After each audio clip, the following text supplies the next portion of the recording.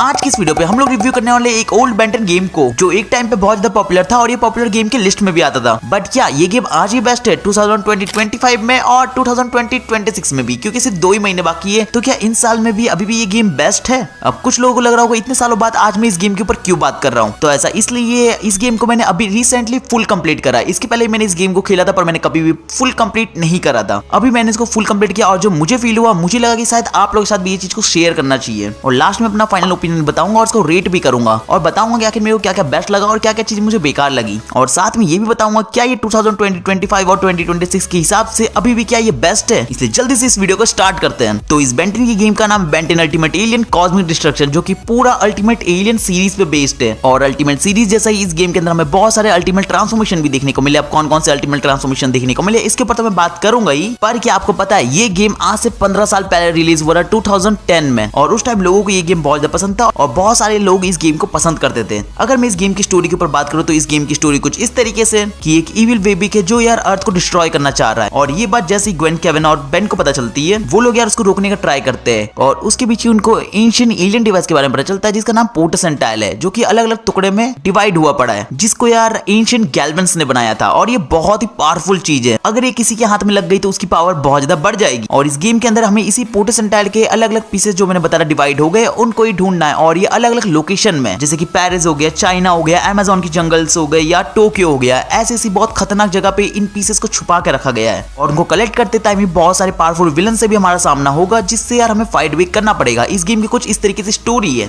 और फिर कैरेक्टर्स के ऊपर बात करते हैं, क्योंकि उनमें भी काफी सारे टाइप्स है। जैसे कि काफी टाइप के कैरेक्टर्स हो गए। प्लेबल कैरेक्टर जिसमें सिर्फ हम लोग बेन को प्ले कर सकते हैं। और अगर नॉन प्लेबल कैरेक्टर्स की बात करें तो हमें ग्वेन देखने को मिल चुकी है, केविन देखने को मिला है, जिमी जोन्स देखने को मिला है, एजमथ, एंशिएंट गैल्वेंस, प्लमर्स, विल एंड टीवी के थ्रू हमें देखने को मिला है। और लास्ट में हमें लू का भी एक छोटा सा कैमियो देखने को मिलता है। और अगर विलन्स की बात करें तो इसमें हमें काफी टाइप्स के विलन्स देखने को मिले हैं। मैं सिर्फ बॉस विलन को कवर करता हूं। जैसे कि स्टार्टिंग में हमें वल्केनस और इनॉक देखने को मिलते हैं, और फिर व्रिडल ब्रदर्स और संडर हमें देखने को मिलते हैं, फिर क्रैब और 7-7 देखने को मिलते हैं, कूपर और ज़ोम्बोज़ो हमें देखने को मिलता है। हाँ, इसमें कूपर थोड़ा बुरा है, मतलब वो बुरा नहीं है, उसको बुरा बना दिया गया है, मतलब उसको किसी ने कंट्रोल कर लिया और वो बुरा है इस टाइम। और फिर हमें कुछ नाइट्स और ड्रैगन टाइप के कैरेक्टर्स देखने को मिलते हैं, जिनको यार टेराकोटा जनरल और टेराकोटा ड्रैगन्स बोला जाता है। उसके बाद हमें नेमेसिस और साइफन देखने को मिलता है। और लास्ट में हमें इस गेम का बॉस विलन, सबसे जो कि मेन विलन है, वो है इविल बेबी देखने को मिलता है, जो कि एल्विडो होता है। और बाकी जो लोकल एनिमीज होते हैं जो कि हर जगह हमें देखने को मिलते ही है, स्टार्टिंग से कभी पिकैक्स, कभी फॉरएवर नाइट्स या कभी साइफन के रोबोट्स, ऐसे टाइप के कैरेक्टर्स हमें काफी बार देखने को मिले हैं। अगर मैं एलियंस के ऊपर बात करूं तो हमारे पास काफी सारे एलियंस हो जाते हैं। पहले नॉर्मल वाले एलियंस और फिर अल्टीमेट ट्रांसफॉर्मेशन। नॉर्मल अगर एलियंस की बात करूं तो Amphibian, armoured hello, Big Chill, Echo Echo, humungous और NRG, Swampfire, Spider Monkey, Terraspin, Water Hazard और वेबिक जैसे हमें एलियंस मिलते हैं। पर 2 और एलियंस मिलते हैं जो कि सिर्फ लिमिटेड कुछ कंसोल्स में ही आते हैं। जैसे कि अगर आप PS3 वाला वेरिएंट खेलोगे तो आपको 4 आर्म्स देखने को मिलेगा, और वो PS2 या और कोई वेरिएंट खेलते हो जिसमें, तो उसमें नहीं मिलेगा। सिर्फ PS3 में हमें 4 आर्म्स देखने को मिलता है। और अगर आप Xbox 360 वाला खेलते हो, जो कि मैंने खेला था, उसमें मेरे को रैथ मिला था। रैथ को तो वैसे मैंने यूज करा है, वो कुछ ज्यादा खास एलियन नहीं लगता, थोड़ा सिंपल सा एलियन है। 4 आर्म्स का मुझे नहीं पता क्योंकि उसको मैंने यूज नहीं करा। मेरे हिसाब से रैथ जैसा ही 4 आर्म्स भी होगा, कोई बहुत ज्यादा स्ट्रॉन्ग नहीं है, ठीक ठाक एलियंस ही होंगे। अगर मैं अल्टीमेट ट्रांसफॉर्मेशन की बात करूं तो हमें 5 अल्टीमेट ट्रांसफॉर्मेशन देखने को मिले इसमें। अल्टीमेट ह्यूमंगस और जो कि सबसे पहले हमारा अनलॉक होगा, उसके बाद अल्टीमेट स्वॉर्म फायर, फिर अल्टीमेट स्पाइडर मंकी, फिर अल्टीमेट बिग चिल और लास्ट में हमारा अल्टीमेट एको एको अनलॉक होता है। ये 5 हमें अल्टीमेट ट्रांसफॉर्मेशन देखने को मिले। ये तो हमने गेम के कैरेक्टर्स के ऊपर बात कर लिया। अगर मैं इस गेम की ग्राफिक्स के ऊपर बात करूं तो यार वो डिपेंड करता है कि आप कौन सा कंसोल ले रहे हो, क्योंकि यार ये काफी सारे कंसोल्स में अवेलेबल है। अगर आप PS पोर्टल खरीदते हो या फिर PS2 हो गया या फिर PS3 या Xbox 360, और भी यार काफी सारे कंसोल्स में अवेलेबल है। पर मेरे को सबसे बेस्ट क्वालिटी Xbox 360 की लगती थी, इसलिए मैंने Xbox 360 लिया था। ये जो आप गेम प्ले भी ये पूरे वीडियो में स्टार्टिंग से देख रहे हो, ये Xbox 360 का ये इसका फाइनल गेम प्ले। ये जो आप गेम के ग्राफिक्स देख रहे हो, ये सबसे हाई लेवल का है। PS3 का भी मेरे को थोड़ा इसके जैसे ही लगा, पर मेरे को थोड़ा PS3 का थोड़ा डाउन लगता है। और अगर गेम को मैं एक्सप्लेन करूं कि आखिर गेम कैसा है, तो गेम को कुछ यार चैप्टर के हिसाब से डिवाइड किया गया है। अगर मैं चैप्टर 1 की बात करूं तो चैप्टर 1 में हम एक कैसल में होते हैं। अब ये देखने से तो फॉरएवर नाइट्स का थोड़ा कैसल लग रहा था, क्योंकि हमें यहाँ पर नाइट्स भी देखने को मिलते हैं। पर स्टार्टिंग में हमें काफी सारे पिकैक्स देखने को मिलते हैं। हाँ, ये वही वाले पिकैक्स है जो कि वल्केनस के ऑर्डर पे काम कर रहे थे। मैं उसी वाले पिकैक्स की बात कर रहा हूँ। हमें बहुत सारे पिकैक्स देखने को मिल रहे थे। पिकैक्स के साथ ही हमें काफी सारे मिशंस को पार करना था। देखो, मिशंस स्टार्टिंग से ही थोड़े थोड़े हार्ड आने लगे थे। वैसे तो गेम में हम जैसे लेवल अप करते हैं, मिशंस वैसे ही हार्ड होते हैं। पर स्टार्टिंग में इस गेम से मेरे को ये मैंने नोटिस किया कि मिशंस थोड़े हार्ड आ रहे थे। और स्टार्टिंग में जो मेरे को एलियंस को यूज करना था वो था स्वॉर्म फायर, एको एको और ह्यूमंगस। और एक ऑप्शनल एलियन था जिसको मैं चेंज कर सकता था, पर मैंने चेंज नहीं करा। और मैंने स्टार्टिंग में एक चीज नोटिस किया कि सबसे ज्यादा यूज यहाँ पर ह्यूमंगस का हो रहा था, क्योंकि ह्यूमंगस की हेल्प से हमें जितनी बड़े चीजों को हटाना, सारा कुछ ह्यूमंगस ही हटा रहा था। और छोटी जगह में जाने के लिए मुझे मुझे एको को वहां पर यूज करना पड़ रहा था और बहुत ही रेयर केस में मुझे स्वॉर्म फायर का यूज करना पड़ रहा था। उसके बाद हमें वोल्केनस देखने को मिलता है और वोल्केनस जब हमें देखने को मिलता है हमारा अल्टीमेट ह्यूमंगस और हमारा फर्स्ट अल्टीमेट ट्रांसफॉर्मेशन भी अनलॉक हो जाता है। मुझे लग रहा है शायद हमारी फाइट वोल्केनस से होगी, पर हमारी फाइट वोल्केनस से नहीं होती बल्कि उसके पिकैक्स से होती है और ये बहुत सारे पिकैक्स थे। पर जो भी बोलो अल्टीमेट ह्यूमंगस के मूव्स काफी कमाल के थे, लिटरली मजा आ गया यार, सारे मूव्स बहुत मस्त थे। हाँ, मुझे लगता है कि अल्टीमेट ह्यूमंगस कोई पावरफुल विलन में यूज करना चाहिए, ना कि कोई सिंपल से विलन में। अब इस गेम को मैंने एकदम स्टार्टिंग में खेला तो मेरे को सबसे कॉम्प्लिकेटेड जो मिशन लगा था ये घोड़े वाला मिशन लगा था, क्योंकि यहाँ पर काफी सारे रास्ते ऐसे थे जो कि फेक थे, जिसको यार कंप्लीट करने में थोड़ा ज्यादा टाइम लग रहा था, पर थोड़ा ट्राई के बाद हमने इसको इजीली कंप्लीट कर लिया। और उसके बाद हमें एक हार्ड मिशन मिलता है जिसमें यार काफी सारे लिवर्स को हमें नीचे करना था, जिससे एक साइड से दूसरे साइड जाना था और इसमें भी काफी सारे फेक रास्ते थे। मतलब अगर हम किसी फेक ब्लॉक पे पैर रखेंगे तो डायरेक्ट नीचे गिरेंगे। और जैसे हम लोग इस मिशन को कंप्लीट करते हैं कुछ देर बाद हमारा सामना इस गेम के फर्स्ट बॉस विलन वोल्केनस से हो जाता है। अब ये फर्स्ट बॉस विलन था, इसलिए मेरे को कोई आइडिया नहीं था कि बॉस विलन को कैसे हराते, इसलिए थोड़ा टाइम लग रहा था, पर कुछ ट्राई के बाद हमने वोल्केनस को अलग अलग एलियंस का यूज करके हरा दिया था। फर्स्ट बॉस विलन को हराने के बाद मुझे लग रहा है शायद यहाँ पर चैप्टर 1 कंप्लीट हो गया, पर नहीं, ये तो यार छोटा वाला बॉस विलन था। अब यार मेन बॉस विलन बाकी था जो कि हमें इस गेम में देखने को मिलने वाला ही था। पर जैसे हमने वोल्केनस को हराया, जो हमारे सिंपल वाले जो कैरेक्टर्स हमें एनिमीज देखने को मिल रहे थे, जैसे उसके पिकैक्स देखने को मिल रहे थे, वो चेंज हो जाते हैं और यहाँ पर हमें फॉरएवर नाइट्स देखने को मिल रहे थे। फॉरएवर नाइट्स हमने फाइट किया और मिशन यहाँ पर और ज्यादा हार्ड हो रहे थे। काफी सारे लावा वाले जगह था जिनको हमें क्रॉस करने में थोड़ा ज्यादा प्रॉब्लम हो रही थी, पर हमने उनको भी कंप्लीट कर लिया। और इस टाइम इस गेम में दिमाग लगाना स्टार्ट हो गया था, मतलब मुझे दिमाग लगा के सारे मिशन को कंप्लीट करना पड़ा था। काफी बार मुझे एलियंस भी चेंज करना पड़ा था, कभी ह्यूमंगस और कभी एको, क्योंकि यहाँ मल्टीपल एलियंस का अब यूज हो रहा था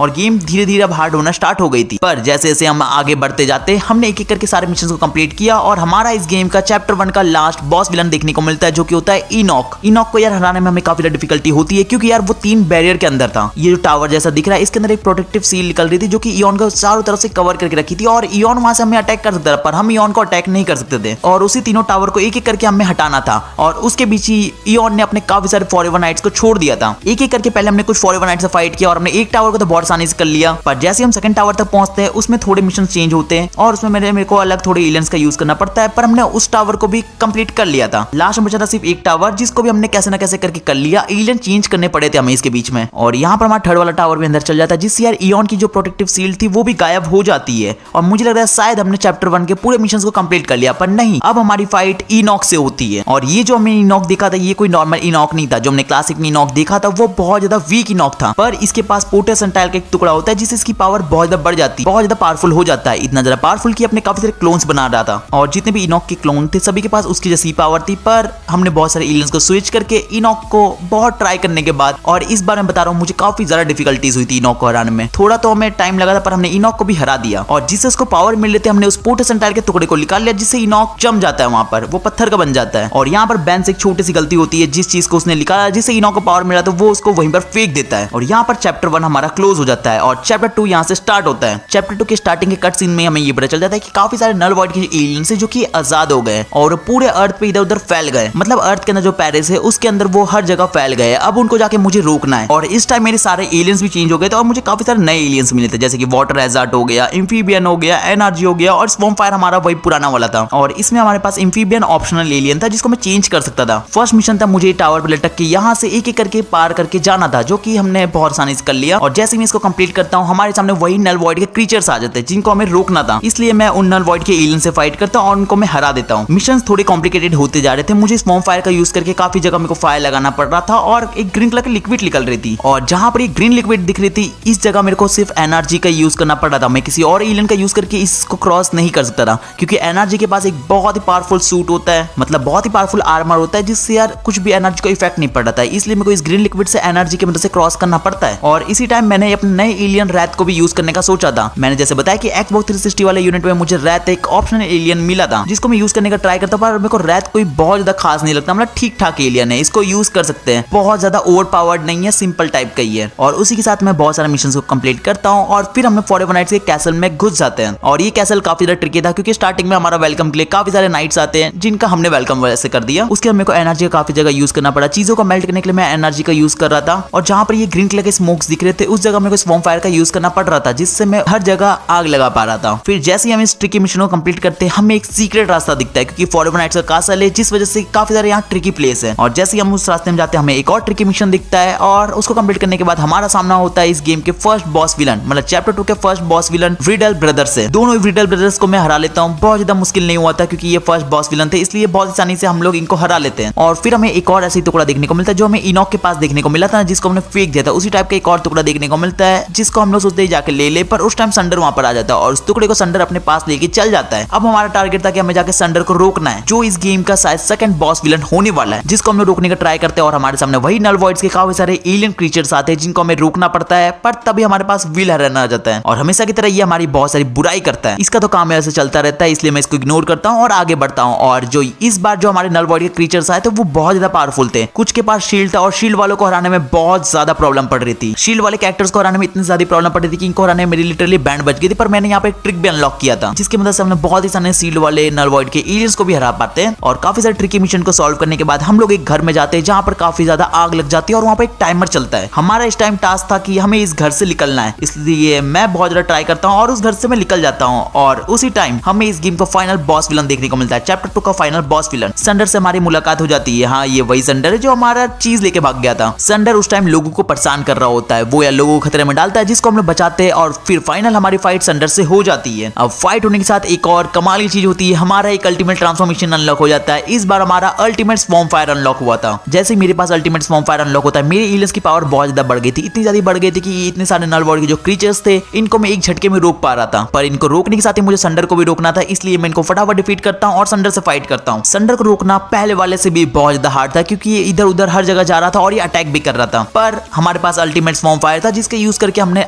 आखिरी में संडर को हरा ही दिया। संडर को हराने के बाद ये पूरी जगह टूटने लगती है और जिस चीज को संडर लेके भागा था वो चीज भी हमें मिल जाती है। और इस टाइम मुझे लग रहा है शायद हमारी प्रॉब्लम अब शायद सॉल्व हो गई होगी क्योंकि हमने वो पीसेस भी उठा लिया। पर तभी वहां पर एजमत आता है जो हमें पोर्टस एंटाइल के बारे में बताता है कि पोर्टस एंटाइल को एंशिएंट गैल्वेंस ने बनाया था और ये बहुत ही पावरफुल चीज है। उनने यार अर्थ में पोर्टस एंटाइल के टुकड़े को फेंक दिया था, मतलब अर्थ पे भेज दिया था, जिसमें बेन को एक टुकड़ा मिल भी जाता है। और उस टाइम ही हमें फर्स्ट टाइम इस गेम का बॉस विलन देखने को मिलता है जो होता है इविल वेबिक, जिसको साइफन अपने खिलाफ भड़का रहा था। और ऐसा होता है कि साइफन अपने काफी सारे रोबोट्स को भी भेजता है हमें रोकने के लिए। और हमारा यहाँ से चैप्टर 3 भी स्टार्ट हो जाता है। चैप्टर 2 में हम लोग पेरिस में थे जहाँ पर हम लोग एफिल टावर में हमारी फाइट हुई थी। संडर से हमने बहुत चीजें फाइट की थी एफिल टावर में और वो टावर भी लास्ट में टूट गया था। पर अभी हम लोग चैप्टर 3 में और इस टाइम हम लोग यूएस में 3 नए एलियंस देखने को मिलते हैं। सबसे पहले मेरे को आर्मोड्रेलो स्पाइडर मंकी और ह्यूमंगस और देखने को मिलता है और ऑप्शनल मुझे एको को मिला था जिसको मैं चेंज कर सकता था। जैसे कि मैंने स्टार्टिंग में बताया साइफन ने अपने बहुत सारे रोबोट्स को भेजा था हमें रोकने के लिए, इसलिए हमारी सबसे पहले रोबोट से फाइट होती है जिसको साइफन ने भेजा था। उसके बाद हमें क्रैब देखने को मिलता है जो कि यार उस ब्रिज को तोड़ देता है जहां से हमें जाना था। पर लकीली हमारे पास इस समय स्पाइडर मंकी होता है जिसकी हेल्प से हम लोग उस चीज को इजीली कंप्लीट कर लेते हैं। और इस गेम के बीच बीच में हमें हर चैप्टर में 3 सुमोस के कार्ड देखने को मिल रहे थे, जहाँ काफी बार मैंने इस कार्ड को कलेक्ट किया और काफी बार मेरे से ये कार्ड छूट जा रहे थे। चैप्टर 3 में मैंने ये चीज नोटिस किया कि मिशंस बहुत ज्यादा हार्ड हो गए, मतलब एक मिशन को कंप्लीट करने में मेरे को काफी ज्यादा टाइम लग रहे थे और काफी ज्यादा ट्रिकी मिशंस थे। और एक और चीज मैंने नोटिस किया कि सबसे ज्यादा यार ये लोग ने काम ह्यूमंगस से करवाया। ह्यूमंगस से ये लोग बहुत ज्यादा काम करवा रहे थे इस टाइम। मिशन जैसे हम लोग कंप्लीट करते हैं हमारे सामने 7-7 आता है जो कि एक बहुत ही बड़े से पत्थर को हमारे ऊपर गिरा देता है और इससे हमें बचना था। इससे बचना बहुत ज्यादा मुश्किल था, काफी बार मैं इसमें फेल होता हूँ, पर एंड टू एंड हमने इसको बहुत ट्राई के बाद कंप्लीट कर लिया था। फिर जैसे ही हम लोग उस मिशन को कंप्लीट करके हटते हैं हमारा यार अल्टीमेट फॉर्म अनलॉक हो जाता है, हमें एक और नया अल्टीमेट फॉर्म मिलता है। अल्टीमेट स्पाइडर मंकी हमारा अनलॉक हो जाता है और इस टाइम हम लोग अल्टीमेट स्पाइडर मंकी में ट्रांसफॉर्म हो जाते हैं। और अल्टीमेट स्पाइडर मंकी बहुत ज्यादा पावरफुल होता है, उसके बाद भी काफी सारे नए नए मूव्स होते हैं। अल्टीमेट स्पाइडर मंकी इतना ज्यादा पावरफुल होता है कि वो इतने सारे साइफन के रोबोट्स को एक झटके में हरा देता है, मतलब उसको कोई कुछ कर ही नहीं पा रहा था। पर हाँ ये है कि अल्टीमेट ट्रांसफॉर्मेशन जितने भी हमें मिले थे सिर्फ वो कुछ स्पेसिफिक जगह में मिले थे, मतलब ऐसा नहीं था कि मैं किसी भी एलियन में अल्टीमेट ट्रांसफॉर्मेशन में कभी भी ट्रांसफॉर्म हो सकता हूँ, नहीं, हमें कुछ पार्ट्स के लिए अल्टीमेट ट्रांसफॉर्मेशन देखने को मिल रहे थे सिर्फ। फिर उसके बाद हम लोग और काफी सारे मिशंस को कंप्लीट करते हैं। मुझे नहीं पता कि चैप्टर 3 में क्यों इतने सारे ट्रिकी मिशंस को डाल रहा था, पर हमें काफी मुश्किल से इस चीज को कंप्लीट किया और हमारा चैप्टर 3 का फर्स्ट बॉस विलन क्रैब देखने को मिलता है। हाँ ये वही क्रैब है जिसने स्टार्टिंग में हमारी वो ब्रिज तोड़ दी थी। अब बदला तो मुझे क्रैब से लेना ही था, मेरा कोई भी अल्टीमेट ट्रांसफॉर्मेशन तो यहाँ पर अनलॉक नहीं हुआ था क्योंकि ऑलरेडी हमने अल्टीमेट स्पाइडर मंकी को यूज कर लिया है, इसलिए मैंने नॉर्मल एलियन से क्रैब को हरा लिया। मुझे लग रहा शायद क्रैब पावरफुल होगा पर ये बिल्कुल ही पावरफुल नहीं था। क्रैब को हराने के बाद हमारे पास एक रोबोट आता है जो हमें गाइड करता है यहाँ से आगे जाने के लिए। रोबोट्स की बात सुन के हम लोग आगे तो जाते हैं, पर ये जो 3 सर्कल वाली जगह लग रहा है ये सबसे ज्यादा ट्रिकी वाला चीज है, इसमें काफी ज्यादा कंफ्यूज हो जाते हैं क्योंकि तीनों को यार कलर को एक साथ मैच करना था और ये बहुत ज्यादा कॉम्प्लिकेटेड होता है, पर इसको मैंने सॉल्व कर लिया था। उसके बाद ही हम लोग आगे जाते हैं। फिर रोबोट हमें काफी ज्यादा गाइड करता है कि हमें क्या क्या करना है आगे। बहुत सारे मेरे को एलियंस का यूज करके अलग अलग मिशन को कंप्लीट करना पड़ता है, जैसे कि बैटरीज वाला मिशन मेरे को एक एक करके सारे बैटरीज को लगाना था, तभी हम लोग इस जगह से निकल सकते थे। और जैसे ही हम लोग ये सब करते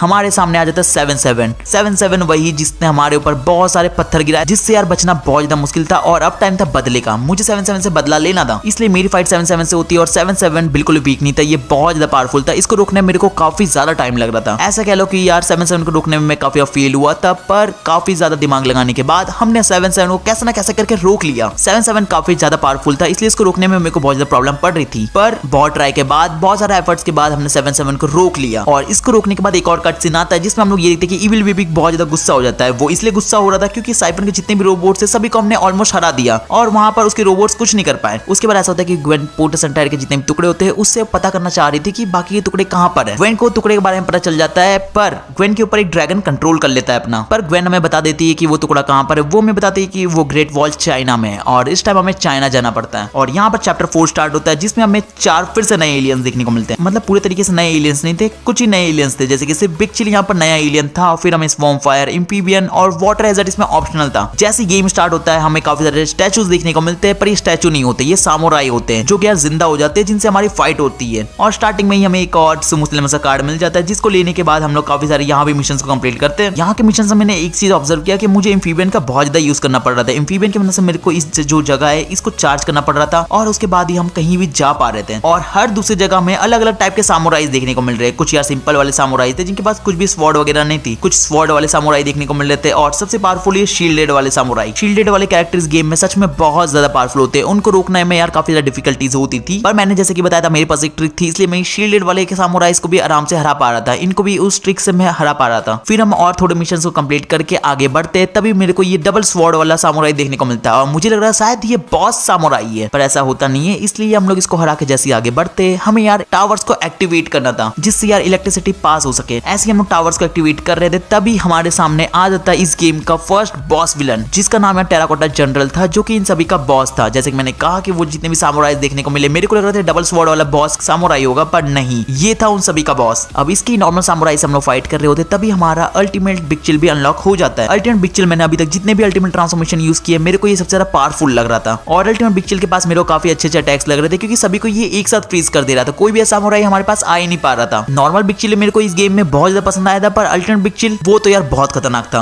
अल्टीमेट बिग चिल के साथ हम लोग इसके नॉर्मल सामुराई से फाइट करके उसको हराते हैं और फिर हमारा सामना हो जाता है उसके बॉस से, उसको भी हम लोग हरा लेते हैं। पर इस जगह हमारा अल्टीमेट ट्रांसफॉर्मेशन बहुत ही सही अनलॉक हुआ था, अगर हमारे पास अल्टीमेट ट्रांसफॉर्मेशन नहीं होता तो हम लोग हार जाते हैं, हम लोग नहीं हरा पाते भाई, ये बहुत ज्यादा पावरफुल जनरल था। फिर हम लोग इस बॉस को हराने के बाद और थोड़ा आगे बढ़ते हैं, हमारे सामने और काफी सारे हार्ड मिशन को आ रहे थे जिसको हम लोग कंप्लीट करते जा रहे थे। सबसे हार्ड ये वाला मिशन जिसमें मेरे को एम्फीबियन के अंदर से काफी जगह जाके चार्ज करना था और यहाँ से विंड निकल रही थी। अब इसका क्या यूज था मेरे को उस समय पता नहीं चल रहा था, पर थोड़ी देर बाद मेरे को पता चल जाता है क्योंकि मैं जैसे जैसे आगे जाता हूँ और मिशन को कंप्लीट करता हूँ मेरे को सबसे पहले सुमो लेमस का एक गोल्डन कार्ड देखने को मिलता है। इसको क्लेम करने के बाद मैं स्वॉर्म फायर का यूज करता हूँ और इस जगह को आग लगाता हूँ और यहाँ से मुझे फ्लाई करके जाना था। और इस टाइम मेरे को बिग चिल का यूज पता चलता है कि बिग चिल की मदद से मैं उड़ के दूसरे प्लेस पे जा सकता हूँ। ये जो विंड है ये मेरे को हेल्प कर रही है उड़ने में, और ऐसा करते करते मैं इस हार्ड मिशन को कंप्लीट कर रहा हूँ। मैं हार्ड इसलिए बोल रहा हूँ क्योंकि इसमें भी काफी ज्यादा टाइम लग गया था मुझे, क्योंकि ऐसे बहुत सारे थे। और कंप्लीट करके जैसे ही हम लोग उसको पहुंचते हमें यार इस गेम का मेन बॉस विलन देखने को मिलता है जो कि होता है एक ड्रैगन। हाँ, ये वही ड्रैगन है जिसने ग्वेन पे अपना कंट्रोल किया था। इसको रोकना यार सुपर कॉम्प्लिकेटेड, क्योंकि जैसे जैसे हम लेवल अप करते जा रहे थे विलन्स की पावर और ज्यादा बढ़ रही थी, और अब तक कई सबसे खतरनाक ये ड्रैगन देखने को मिला। ड्रैगन को यार रोकना काफी ट्रिकी था। मुझे यार सबसे पहले एम्फीबियन की मदद से इस जगह को चार्ज करना पड़ रहा था जिससे एक रास्ता निकल रहा था, और रास्ते के बाद जैसे ही ड्रैगन हम पे फायर करने वाला हो रहा था हमें बिग चिल की मदद से उसको फ्रीज करना पड़ रहा था, और एक ग्रीन कलर का जो स्मोक निकल रहा था उससे हमें स्वॉर्म फायर की मदद से उसको जलाना था जिससे ड्रैगन काफी ज्यादा डैमेज हो रहा था। ऐसा हमें काफी बार करना पड़ा। उसके बाद ड्रैगन, मुझे लगा शायद ड्रैगन हार गया, पर ऐसा होता नहीं। ड्रैगन उस पत्थर से आजाद हो जाता है और ड्रैगन में पूरी फुल हेल्थ रहती है, और हमें एक ऐसा जगह पे रखता है जहां पर चारों तरफ लावा होता है और सब तरफ से आग निकल रही होती है। मुझे वहां से बच के ड्रैगन को रोकना रहता है। ये जो चीज दिख रही है इसकी वजह से मुझे एम्फीबियन से टारगेट करना पड़ रहा था जिससे ड्रैगन को थोड़ा थोड़ा डैमेज हो रहा था, और ऐसा मेरे को 4 बार करना था। एक एक करके हमने उस चीज को कंप्लीट किया। जितने भी इलेक्ट्रिक वाले बोर्ड थे सब पे जाके हमने शूट किया जिससे यार ड्रैगन की काफी ज्यादा हेल्थ चल जाती है और लास्ट में वो डिफीट हो जाता है। यहाँ पर बेन और मेरी दोनों की हालत खराब हो गई थी, और बेन तो यहाँ तक कि बेहोश भी हो जाता है, और उस टाइम उसको केविन और ग्वेन बचाते हैं। और जब उसकी आंख खुलती है तो वो दिखता है कि उसके सामने केविन है जिसने यार उसको बचाया था, जिसके साथ चैप्टर 4 भी कंप्लीट हो जाता है। उसके बाद हमें फिर से कट सीन के अंदर इविल बेबी को दिखाया जाता है जो कि साइफन में बहुत ज्यादा गुस्सा हो रहा था क्योंकि कुछ हो ही नहीं पा रहा था, साइफन हमें रोक नहीं पा रहा था। और एक और हमें कट सीन दिखाया जाता है जिसमें यार हमें कूपर को दिखाया जाता है। कूपर यार बेन को बुलाता है कि मुझे तुम्हारी हेल्प की जरूरत है, प्लीज मेरी हेल्प करो, पर कूपर बेन को अकेले बुलाता है,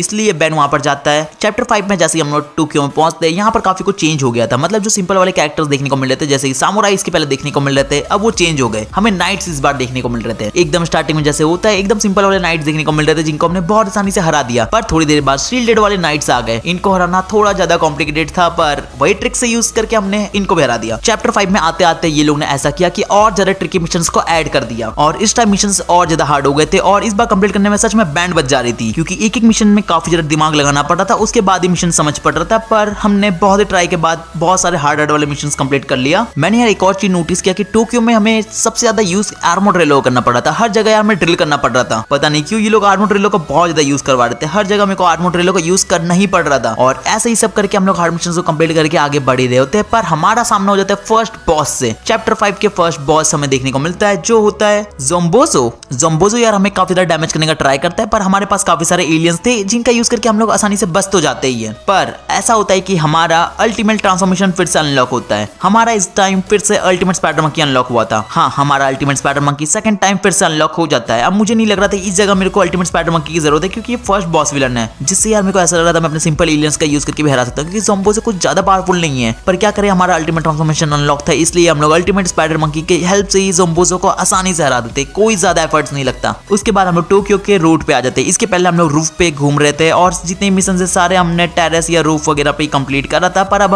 हम लोग नीचे आ गए, रोड पे आ गए, जहाँ पर यार ऐसा होता है कि फिर से हमें वही नाइट्स देखने को मिलते हैं जो कि पहले नाइट्स हमें आ रहे थे। शील्डेड वाले नाइट्स, स्वॉर्ड वाले नाइट्स और सिंपल वाले नाइट्स, तीनों नाइट्स आ रहे थे जिनसे हमारी फाइट होती है और उनको जैसे ही मैं हराता हूँ और ट्रिकी मिशंस आ जाते हैं इस बार। जैसे कि यार ये वाला मिशंस, यहाँ पर मैं एनर्जी का यूज कर सकता हूँ। पता नहीं क्यों, आर्मोर्ड रेलो के पास भी तो एक यार बहुत ही हार्ड से बॉडी है, पर नहीं, आर्मोर्ड रेलो का बॉडी का मैं यूज करता हूँ तो मैं मर जाता हूँ, इसलिए मेरे को एनर्जी की मदद से इसको कंप्लीट करना पड़ता है। फिर मैं एक ऐसी जगह फंसता हूँ जहाँ के मिशंस बहुत ज्यादा कॉम्प्लिकेटेड है, बहुत ज्यादा ट्रिकी मिशंस थे और यहाँ पर मुझे ट्रिक के साथ अपने स्पीड का भी यूज करना था क्योंकि मुझे फटाफट इसको कंप्लीट करना था। ये जो कंटेनर ये नीचे आ रहा था और ट्रिक के साथ मैं फटाफट इसको सॉल्व करता हूँ और स्पाइडर मंकी की मदद से फटाफट अपने वेब शूट करके यहाँ से निकलता हूँ। और पहले तो मैं बहुत फेल हो जाता हूँ, फिर मैं स्पाइडर मंकी का यूज करके इस मिशन को भी कंप्लीट कर देता हूँ और इस ट्रिकी प्लेस से निकल पाता हूँ। पहले सिर्फ सिंपल मिशन आ रहे थे, फिर थोड़े हार्ड मिशन हुए, फिर ट्रिकी मिशन हुए, अब ट्रिकी प्लस स्पीड का भी यूज करना पड़ रहा था, मतलब मुसीबत काफी ज्यादा बढ़ गई थी। और ऐसी थोड़े और मिशन को कंप्लीट करता हूँ तो हमारा सामना हो जाता है कूपर से। कूपर ने हमको अकेले बुलाया था, पर हमें वहां पर जाके पता चलता है कि कूपर किसी के कंट्रोल में। अब सिर्फ हमें इस प्लेस को डिस्ट्रॉय करना होता था, वो तो हम लोग बहुत आसानी से कर सकते थे, पर हमें इस टाइम कूपर को ही बचाना था। स्टार्टिंग में तो मेरे को कुछ समझ नहीं पड़ रहा था, पर थोड़ा दिमाग लगाने का मेरे को समझ पड़ता है कि आखिर यहाँ पर क्या करना है। इसलिए एक एक दो करके मैंने जितने भी यहाँ मशीन थे सारे मशीन को खराब किया और फिर हम लोग कूपर के पास पहुंचते। पर कूपर के पास जो मशीन थी ये बहुत खतरनाक मशीन थी, ये बहुत ज्यादा डैमेज कर रही थी। यहाँ तक कि एनर्जी के सूट के अंदर मेरे को बहुत ज्यादा डैमेज लग रहा था, पर इस मशीन को भी हम लोग डिफीट कर देते। और सिर्फ हमने इस मशीन को डिफीट नहीं किया, यहाँ तक कि हमने कूपर को ही बचा लिया। उसके बाद एक और कट सीन आता है जहाँ पर हमें सारे एंशिएंट गैल्वेन्स देखने को मिलते हैं। ये जितने भी थे वो रियल नहीं होते, ये सब होलोग्राम होता है। पोर्टसन टायर का एक टुकड़ा कम होता है जो कि यार बैन को पता चल गया था कि कहाँ पर है, इसलिए हमें चैप्टर 6 उस जगह पे जाना पड़ता है और इस बार हमें अमेज़न की जंगल में जाना पड़ता है इस टुकड़े को लेने के लिए। चैप्टर 6 स्टार्टिंग से मेरे को थोड़ा कॉम्प्लिकेटेड लग रहा था। इस बार हम लोग केविन के प्लेन में होते हैं और यहाँ से हमें उड़ के जाना है और यहाँ पर बहुत सारे एयर डिफेंस होते हैं, पर एयर डिफेंस से बच के हम लोग जैसे ही पहुंचते हैं, लो हमारा वेलकम करने के लिए रोबोट्स रहते हैं साइफन के। इस टाइम मैं बहुत ज्यादा कंफ्यूज था कि आखिर मैं हूँ किस जगह पे। थोड़ा दिमाग लगाया पर समझ नहीं पड़ा, इसलिए मैं एक एक करके सारे मिशंस को कंप्लीट करता हूँ और इस जगह से निकलने का ट्राई करता हूँ। इस बार मुझे बहुत ज्यादा मिशंस में दिमाग नहीं लगाना पड़ रहा है, मतलब स्टार्टिंग में समझ नहीं पड़ा था, फिर समझ पड़ गया क्या मिशन को कैसे कंप्लीट करना है और एक एक करके बहुत सारे मिशंस कंप्लीट हो गए। और मुझे बहुत जगह मैंने ये चीज नोटिस किया कि बिग चिल का यूज करके मेरे को उड़ के जाना पड़ रहा था हर जगह और काफी बार हमें ऐसे ही मिशंस मिल रहे थे जहां पर मुझे मशीन्स को खराब करना पड़ रहा था। हाँ, इंफीबेंट का यूज करके मैंने काफी जगह मशीन्स को खराब किया जिससे हम लोग आगे बढ़ पाए क्योंकि यहाँ बहुत ज्यादा हाई सिक्योरिटी थी। और चैप्टर 6 का ये कॉम्प्लिकेटेड जगह क्योंकि यहाँ पर मेरे को इंफीबेंट का यूज करके पहले चार्ज करना पड़ता है और फटाफट मेरे को अपने स्पीड का यूज करके यहाँ से जाना पड़ता है क्योंकि ये ब्रिज कभी भी ऊपर हो सकता था। और जैसे ब्रिज के उस पार जाता हूँ मेरे को फिर से इंफीबेंट की मदद से चार्ज करना पड़ता है और एंको की स्पीड का यूज करके मेरे को फिर से फटाफट जाना था, जिसके बीच हमारा एक कार्ड भी छूट जाता है। पर एंड टू एंड स्पीड और टेक्निक का यूज करके हमने इस ट्रिकी मिशन को भी कंप्लीट कर लिया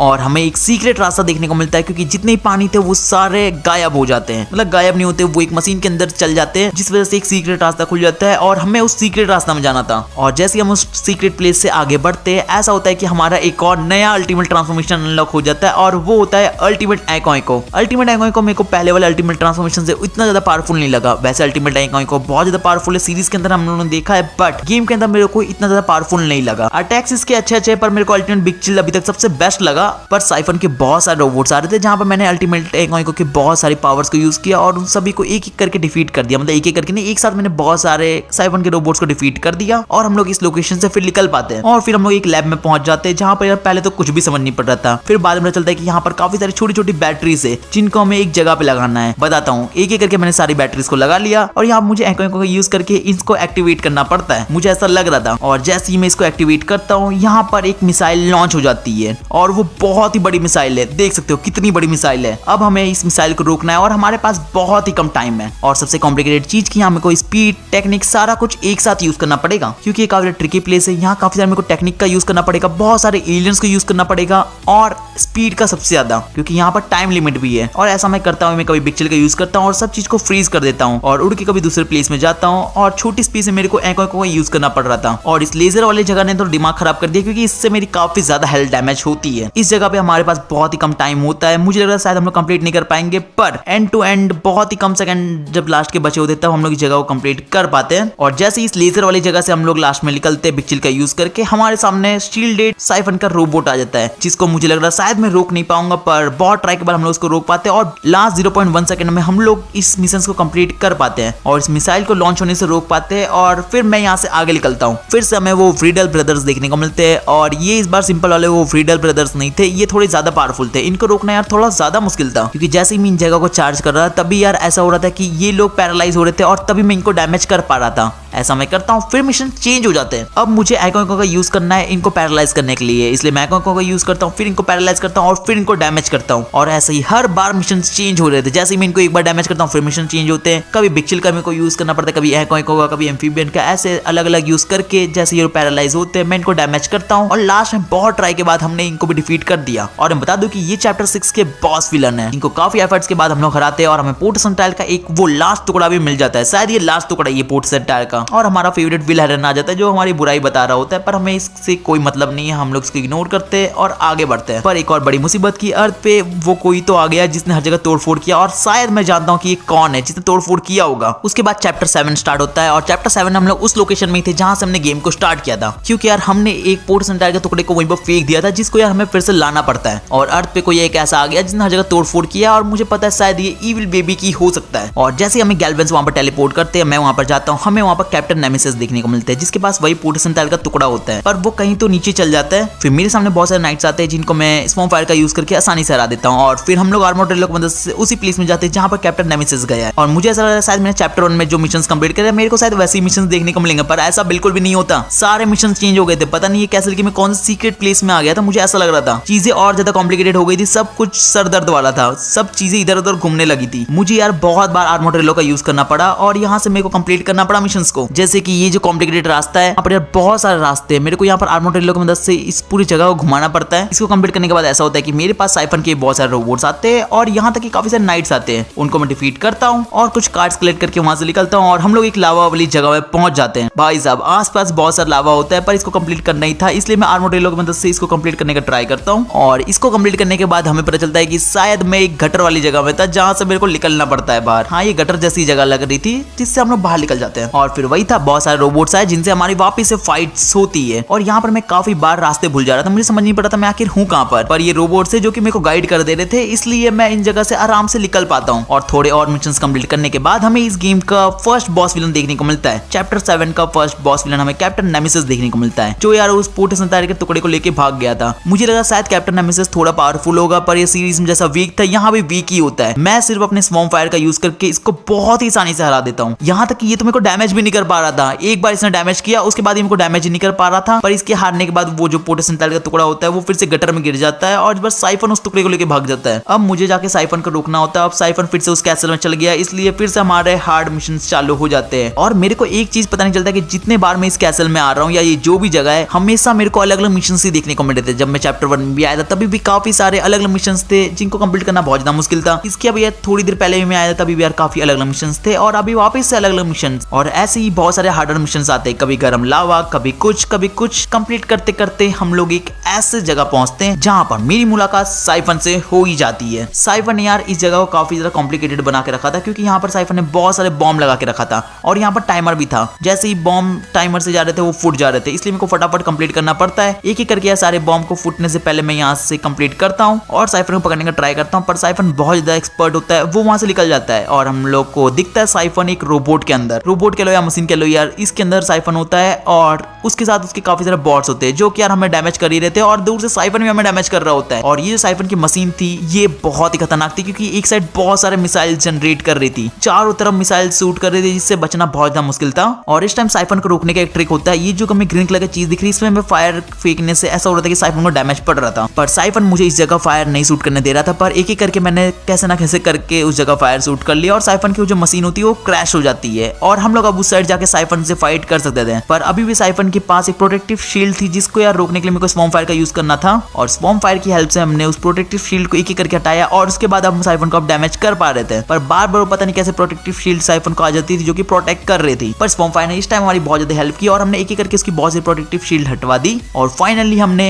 साइफन को भी हरा दिया। और यहाँ पर हमारा चैप्टर 7 भी कंप्लीट हो जाता है और चैप्टर 7 के बाद हमारा चैप्टर 8 स्टार्ट होता है जिसके लिए हमें यार टोक्यो जापान जाना पड़ता है क्योंकि यार इविल वेबिक हर जगह तोड़फोड़ कर रहा होता है और टोक्यो में मुझे जाके सभी को बचाना पड़ता है, इसलिए मैं उस प्लेस में जाता हूँ। अब ये यहाँ का लास्ट चैप्टर होता है इसलिए यार मिशंस बहुत ज्यादा हार्ड कर दिया था, सारे विलन्स बहुत ज्यादा पावरफुल हो गए थे, यहाँ तक कि नॉर्मल विलन्स की पावर बहुत ज्यादा बढ़ गई थी और मिशन तो सुपर कॉम्प्लिकेटेड कर दिया था। यहाँ मुझे माइंड्स का यूज करना था, टेक्निक का यूज करना था। सबसे पहले मेरे को काफी सारे इंसानों को इज्जत बचाना था क्योंकि यार इविल वेबिक ने जब अटैक किया तो सब जगह तोड़फोड़ कर दिया था उसने। अब मेरे को लोगों को बचाना था इसलिए मैं सोचा था कि किस जगह से जाके उनको बचाऊं, तो बहुत ज्यादा ट्रिक का यूज करके मैंने एक एक करके कुछ इंसान को थोड़ा थोड़ा करके मैंने बचाया जो कि यार अलग अलग बिल्डिंग और अलग अलग प्लेसेस में फंसे हुए थे, काफी सारे किसी लिफ्ट में किसी जगह ऐसे करके बहुत सारे जगह फंसे हुए थे। और उसी के बीच साइफन के रोबोट्स मुझे बहुत ज्यादा डिस्टर्ब कर रहे थे, मेरे को यार वो लोग बचाने किसी को नहीं दे रहे थे क्योंकि वो लोग हम पे अटैक करते हैं जिनको भी हमें रोकना पड़ रहा था एक साथ ही, मतलब मुझे लोगों को भी बचाना है और साइफन के रोबोट से फाइट कर रहा था उस टाइम। फाइनली हमारा सामना हो गया था इस गेम के बॉस विलन से जिसको यार मैं ह्यूमंगसॉर बन के ट्राई करता हूँ हराने का, पर ह्यूमंगसॉर को तो यार वो उठा के फेंक देता है और हम लोग पानी में जाके गिरते हैं और पोर्टस एंटायर हमारा सारा कुछ एक्टिवेट हो जाता है और वो हमारे अल्टीमेटरी से कनेक्ट हो जाता है और फिर मैं वेबिक में ट्रांसफॉर्म हो जाता हूँ और फाइनल फाइट हमारी इविल वेबिक से होती है। और इविल वेबिक अभी तक हमने जितने भी विलन्स देखे सबसे ज्यादा पावरफुल था क्योंकि हमारे पास भी वेबिक था, उसके पास भी वेबिक था और दोनों के पास ऑलमोस्ट सेम ही पावर थी। वो भी कॉस्मिक अटैक कर सकता था, मैं भी कॉस्मिक अटैक कर सकता था, वो भी थोड़ा तो यार प्रॉब्लम पड़ता है, मतलब थोड़ा नहीं यार बहुत ज्यादा प्रॉब्लम पड़ता है। हम लोग इविल वेबिक को हराने का बहुत ट्राई करते हो, काफी ज्यादा ट्राई करने के बाद उसकी यार हेल्थ कमी नहीं हो रही थी। मैंने यार काफी बार कॉस्मिक अटैक किया, उसको पंच मारे और बहुत सारे जितने वेबिक के अटैक थे सारे अटैक किए, तब जाके हम लोग वेबिक से वो इस इविल वेबिक को थोड़ा डिफीट कर पाते हैं। पर इस इविल वेबिक को पूरा हराने में काफी ज्यादा टाइम लगता है और एंड टू एंड बहुत ट्राई के बाद हमने इस इविल वेबिक को पूरी तरीके से हरा दिया और लास्ट में वेबिक ने इसको अपने कॉस्मिक रेस से अर्थ से बाहर ही फेंक देता है और हमें लास्ट में पता चलता है कि ये इविल वेबिक और कोई नहीं बल्कि एल्विडो है। और यहाँ पर हमारा वैसे ये गेम तो एंड हो जाता है। मैंने यार कुछ कैटेगरी के हिसाब से सोचा इस गेम को रेट करने की। सबसे पहले मिशंस के ऊपर बात करना चाहूंगा। मिशंस को मैं 9 रेट करूंगा, 10 में से मैं 9 रेट करना चाहूंगा क्योंकि मिशंस में काफी ज्यादा इंटरेस्टिंग थे, इंटरेस्टिंग के साथ काफी ज्यादा हार्ड मिशंस थे। इसमें ऐसा नहीं कि इजी मिशंस थे बहुत आसानी से कंप्लीट हो जाते थे, नहीं, मिशंस काफी ज्यादा हार्ड थे, उसमें काफी अपने माइंड का यूज करना पड़ रहा था और जैसे जैसे हमारे चैप्टर्स आगे बढ़ते जा रहे थे मिशंस बहुत ज्यादा कॉम्प्लिकेटेड हो रहे थे जहां पर यार काफी ज्यादा दिमाग लगाना पड़ रहा था और जैसे हम उन हार्ड मिशंस को कंप्लीट कर रहे थे एक बहुत ही सेटिस्फेक्शन वाली फीलिंग आ रही थी जो कि यार एक गेम में आनी चाहिए और जैसे हम लोग इसके मिशंस को कंप्लीट कर रहे थे ऐसी फीलिंग आ रही थी, इसलिए मैंने